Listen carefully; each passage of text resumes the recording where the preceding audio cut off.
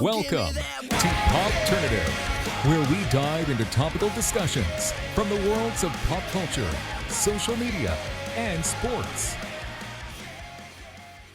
Hi, Tegan. Hi, Sarah. Thanks for joining me on Popternative to talk about high school.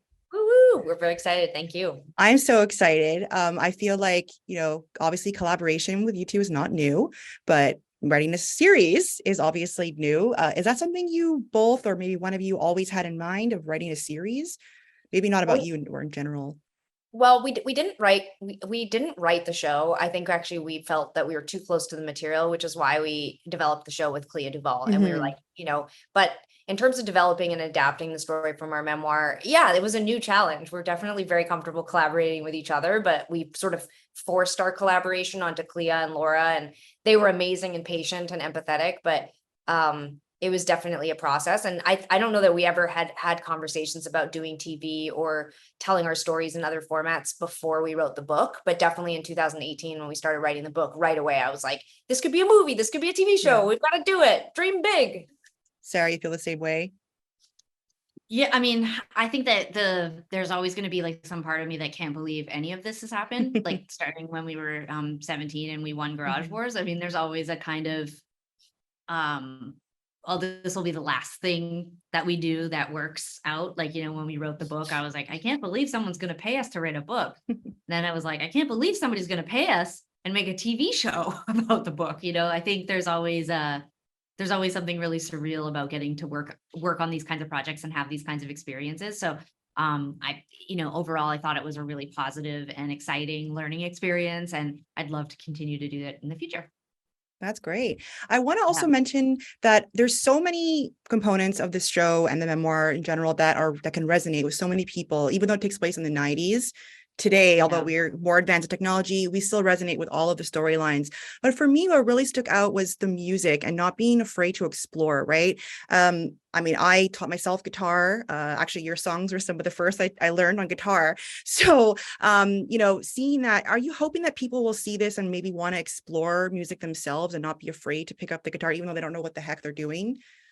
Yeah, I mean, huge part of why I think the moments on screen where you see obviously Tegan playing along with Kurt Cobain on Much Music, which those were the kinds of things that we did when we were learning how to play guitar. But we in some ways, I don't know if this has completely changed for young people today, but I remember having a ton of insecurity about playing guitar because I had really only ever seen men play guitar, and the women I did see play guitar, they were very feminine, like they were straight, or they were even someone like Courtney Love, who is like so punk and such a badass, she was wearing dresses and lipstick. And I remember thinking there was like just no girls like me who played guitar. So, and I do think to some degree that has obviously evolved and changed today, but I think that you're still going to probably see younger people looking at this show and seeing, representation of, that maybe they don't often see when it comes to like playing music or experimenting or twins or whatever it is. I think there's a lot to like mine here and relate to. Yeah. Also, I love that, it dispels the myth right away that all twins are like close from the beginning and are best friends. I mean, that was really clear from the very beginning. The show starts. You got probably asked all the time, like, do you feel this when you touch each other? So are you hoping that also kind of dispels that myth as well, that so many twins face?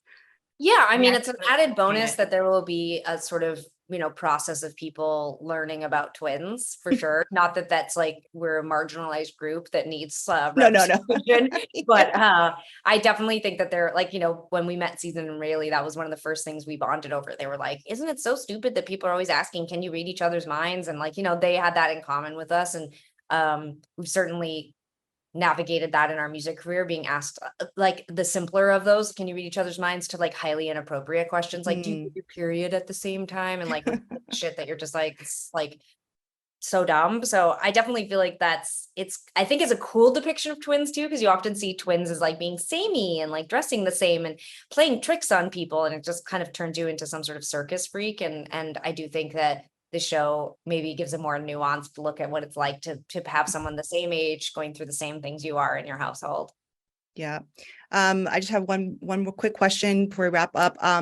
What do you hope people get out of it? Like, there's so many different audiences will watch, but what's the overarching message that you hope people will get from it? I think there's a lot of conversation around representation, and I'm careful with the thought that this somehow could add to the the sort of like the scarcity of representation for LGBTQ people. But one thing that I do feel really proud of with the show is that I think it shows a sort of a new version of queerness that is more representative of how I grew up, which was, it sort of feels like when we tell queer stories, we're allowed to see like the one gay person finds the sort of gay enough person to have a relationship with, and then will it work out? Like that story is like common. And I wanted our story, which queerness kind of felt like it was everywhere. We didn't talk about it, but there was like potential for chemistry with so many people when we were growing up.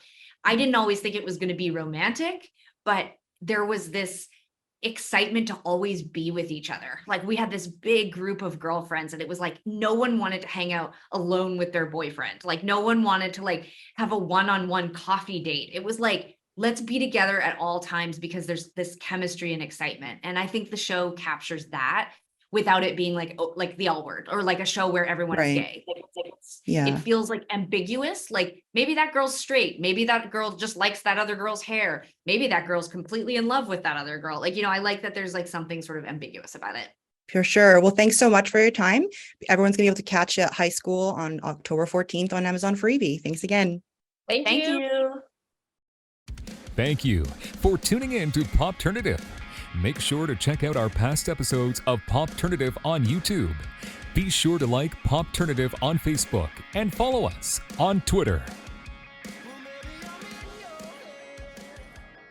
This has been an Autograph Communications production.